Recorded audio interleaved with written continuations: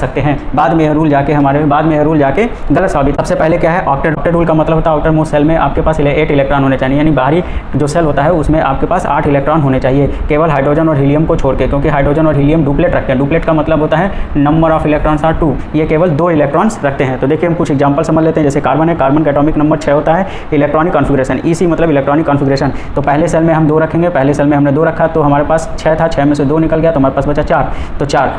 दूसरे सेल में हम 4 रखेंगे, दूसरे सेल में हमारे पास कैपेसिटी कितनी है 8 की, तो हमारे पास बता 4, तो हम 4 रख सकते हैं। इसी तरह सेकंड सिलिकॉन है, तो सिलिकॉन का एटॉमिक नंबर होता है 14 यानी पहले सेल में हम 2 रखेंगे, पहले सेल में हमारे पास 2 हो गया तो बचा हमारे पास 14 माइनस 2 हमारे पास बचा 12। अब हम 12 में से 8 और निकाल देते हैं, तो यहाँ पे हमने 8 रख दिया तो 8 और निकाल दिया तो यहाँ बचा 4, तो हमारे पास थर्ड सेल में क्या आ जाएगा 4। इसी तरह नियॉन का देखिए, नियॉन का एटॉमिक नंबर 10 है, तो पहले सेल में 2, पहले सेल में 2 तो हमारे पास बचा 8, तो दूसरे सेल में 8, तो ये हमारे पास हो गया 2 8। इसी तरह एक और एग्जांपल समझ लीजिए। एग्जांपल 4, मान लेते हैं हमारे पास है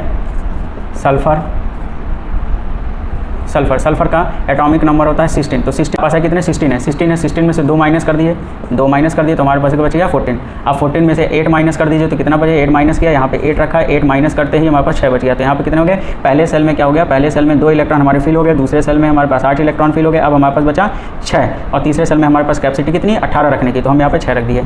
इसी तरह आते हैं चौथा, पाँचवा हमारे पास पोटेशियम,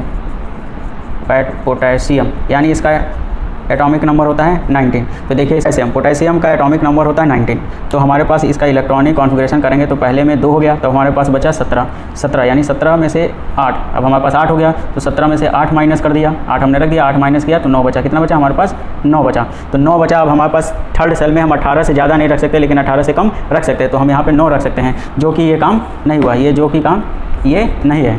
इन्होंने क्या किया, अकॉर्डिंग टू द बोहर्स के अकॉर्डिंग तो इसमें 9 हो जाने चाहिए थे, लेकिन इन्होंने 9 ना रख के ये रखा 2 8 8 और 1, ये हमारा राइट मेथड है, ठीक है। अकॉर्डिंग टू द बोहर्स हमारे पास थर्ड सेल में 9 इलेक्ट्रॉन होने चाहिए थे, लेकिन उन्होंने 9 ना रख के उन्होंने 2 8 8 1 रखा, इसलिए यह रूल क्या हुआ, एक गलत साबित हो गया। और इसको गलत साबित करने वाले आप बाऊ, तो गलत साबित हो गया तो आप ध्यान रखिए 2 8 8 और 2 पे रखिएगा, जो कि सही होगा।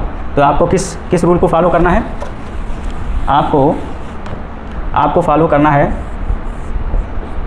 2 8 8 2, ये राइट मेथड है इलेक्ट्रॉनिक कॉन्फ़िगरेशन का सेल में डिस्ट्रीब्यूट करने का, K shell, L shell, M shell और N सेल। आप क्लास 9th और 10th या इससे नीचे, इससे बिलो क्लास के लिए 2 8 8 2 का ही रूल फॉलो करिएगा।